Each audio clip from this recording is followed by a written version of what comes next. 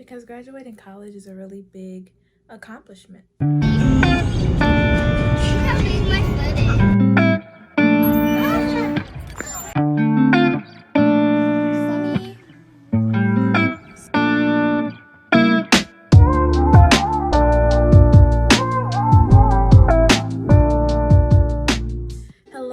Hello, what's up? Hey, it's Kat coming back with another video. Long time no speak, no see. I know, but let's settle down because I'm back. Hello, my loves. I had to take a break because I was going through some stuff when I was in school, and of course my channel is going to be changing a little bit because I am shifting, or I have shifted outside of that college graduate mentality. From a college student mentality to a college graduate mentality. So I did graduate with my undergrad last May in 2021.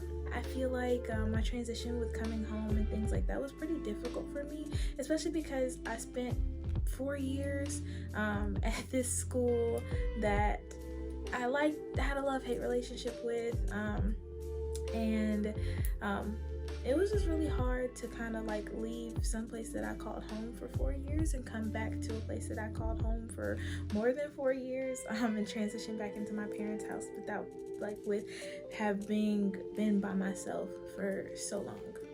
That being said, I kind of wanted to come on here and talk about college graduates and give some advice and some pointers on how I handled the life after graduation. So my first word of advice would be to take a break if you need it, okay? Now what that means is if you feel like you're tired of school, if you feel like, you know what, I just kind of need to take a breather, I don't really feel like doing anything right now, take a break. Okay, it's okay for you to take time to yourself to really think and process what you want to do. I know a lot of people after they graduate with their undergrad, they think about like, oh my god, I want to do my master's, I want to go do this, I want to go do that. But it's okay to take a break. It's okay to ease your way into it. College will always be there. That's one of the great things about college and being an adult and having the opportunity to go in general. You can always go to school. It's always going to be there. It would be easy for you to choose to take a break now versus when you actually get into enrolling your courses and you're actually enrolled in school, and then you're kind of like stuck and you feel like you have nowhere to go. You don't have any time to yourself. You have to do all these assignments. You don't have time management skills. And it's just like all of this system overload comes back to you from undergrad, and it starts to give you like new bad experience. I'm tired of this, Grandpa. That's too damn bad! So just go ahead and take that break if you feel like you need it, because I know school is exhausting, okay? And I, for one, love school, and even as somebody that loves school, I can say that school is tiring, it's exhausting. It to be over and done with. I'm tired, boss. I'm taking one summer class, and even that is completely different from undergrad already, and we've only been in class for 2 weeks. But ultimately, it's just a lot more work, and it seems like the courses are a lot more heavier with workload. It seems like they put a little bit more pressure on you to kind of get things done. But yeah, all that to say, make sure that you're prepared if you're going into school. Make sure you're prepared for anything if you're going into something else, okay? Even your career, even your business, anything. Make sure you are prepared, because if you're not prepared, then you're just gonna ultimately snap eventually. So or immediately. So take a break if you need, okay? All that to say that, yeah. The second piece of advice that I have for you is it's okay to not be sure where you're going. It's okay. It's kind of hard for college graduates to find a job right out of college anyway, because we lack experience a lot of times.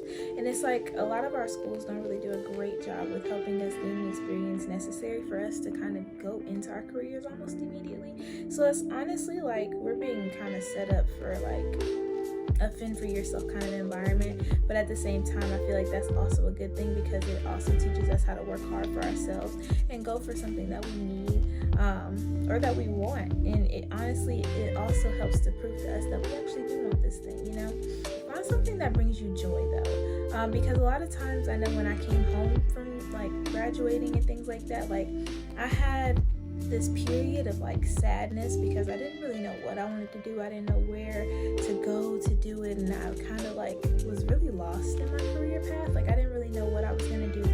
year. I didn't know how I was gonna make money. I didn't know how anything was gonna happen, but God had me, of course. And he caught me and he made sure that I had an opportunity lined up, which I ended up teaching this year in the classroom, and now I'm getting my master's, which I would have never thought I was gonna do, okay?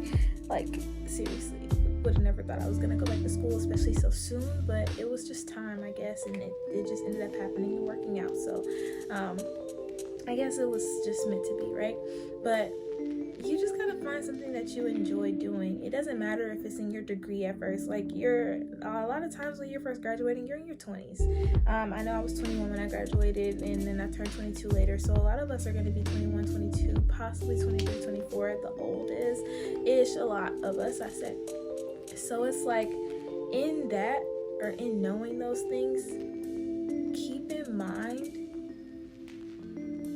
that you're probably not going to be working in your career immediately. But the thing is that you have to create your own opportunities, whether that's, like, again, creating your business or a business, or finding something that you can do in the meantime while you're waiting. If you were an avid basketball player, if you could find a team to coach with, or if you could find a job where you're helping people or autistic kids or adults even learn to play basketball, like, that's something that would possibly be fulfilling to you. Find something that you enjoy and make it a career path. Make your own opportunities, because the thing is what happens, or what will end up happening, is you'll end up enjoying your time, even if it is like college minded or slim minded, or you're thinking small or whatever according to other people. In your mind, you'll be fulfilled and you'll be happy. You don't have that stress on you, and even if you do, it'll be more worth it because you're doing something that you love to do. And saying all that kind of goes into this next point, which is, don't let what other people say influence you and your decision and what you want for yourself. So when I was coming out of school, I value my family's opinion very much, and I know they want the best for me, and I listen to their opinion and I take it into consideration. And in taking those things into consideration, you may find in listening to other people, you lose out on opportunities that could have possibly made all the difference for you. So if there's something that you say, oh yeah, I want to do this, and then somebody else is like, well, why don't you do this here, and why don't you do that, and you can do the same thing here, blah blah blah blah, there's no guarantee that you can do the same thing there. And if there is a guarantee that you can do what you would like to do in another place, or where you're at school, especially if you're living out of state, go ahead and take up on that opportunity. There's absolutely nothing wrong with you doing something for yourself and doing what you want to do. And honestly, like, trust yourself, trust the process, trust that you know what's best for you, and you're gonna do what you want to do at the end of the day. So do what you want to do, and just remember, like, even if you don't feel like it, you're an adult. I'm a date! I'm grown! You are. So you don't have to allow any other influences to get in the way of what you know you would like for yourself. Things change over time. People change. And even if you say, oh yeah, you go to college for 4 years and you're like, oh yeah, I got my degree in this, and then you find this hobby that you end up falling in love with, and you can work with that hobby, why not work with that hobby? Why not? If that's what you're going to enjoy doing, then do it. Don't let anybody else influence you or tell you that that's probably not what's best for you. And you can always leave. That's the good thing about jobs. Fourth thing, or word of advice that I have for you, is trust your path. And again, we talked about that a little bit last time, so I'm not going to go like super in depth about it. But all I'm going to say is just trust yourself, trust your intuition, and know that you know what is good for you, okay? And if you feel something in your heart or your gut or whatever, and it's telling you like, yeah, I should definitely take this opportunity, then take it. Listen to yourself. Don't deter yourself from your path because you're afraid, because you're anxious, because you're nervous, because you don't know, or because somebody else told you to. And that's all I'm gonna say. I'm gonna leave it there because that's enough, okay? The last piece of advice that I have for you is to create a pressure boundary. Like, actually sit down and have a conversation with yourself about what you want to do, and not placing too much pressure on yourself. We are our worst critics, and we want the best for ourselves, and in doing that, sometimes we tend to rush the path. But the thing is that everybody moves at their own pace, and everybody doesn't move as quickly as other people. So I could reach a goal in 2 months that you reach in 2 weeks. It's just up to the person. It's up to their path. Everybody's not meant to reach it in 2 weeks. Everybody's not meant to do things that quickly. So don't place too much pressure on yourself because you don't feel as if you're succeeding as fast as you'd like to, or you're moving or doing things as fast as other people are. Take your time. Be happy for other people. Be happy that they're over there being successful and succeeding. But at the same time, know that you're going to reach that point sooner or later. It doesn't matter when you're going to reach it as long as you reach it, right? So it's just like when we were little and we used to plan like, oh, I'm going to get married at 26 and I'm going to have my first child at 28 and I'm going to do this and that and the other and XYZ. You had this whole life planned out. And when you grow up, you're like, bro, like, what was I thinking? Like, when you laugh at yourself. And it's the same thing. Like, don't put too much pressure on yourself. Create a pressure boundary with yourself and make an agreement that, hey, okay, even though we do want to reach this goal by 26, if we don't reach this goal by 26, that is okay. It's not going to hurt anything. We'll just make a new goal.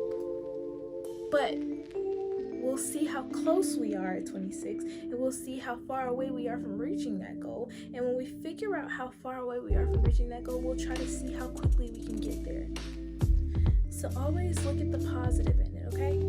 You know what is best for you, and you are always encouraged to do what is best for you. If you don't feel like you have anybody in your corner, know that I am here for you and I am in your corner and I love you so much. If you need anything, feel free to ask me any questions. If you want any advice or if you want to know more about any insight on my path, I am free and open to sharing with you. Make sure you follow me on social media, Instagram. Hey, it's Kat. I don't have a Facebook anymore because they made me. Long story. Snapchat lovely_Anne, ANNEE, and YouTube here. Make sure you subscribe to my channel. Don't forget. Okay. Like always, love you. See you next time. Like, subscribe to this video and I will see you next time.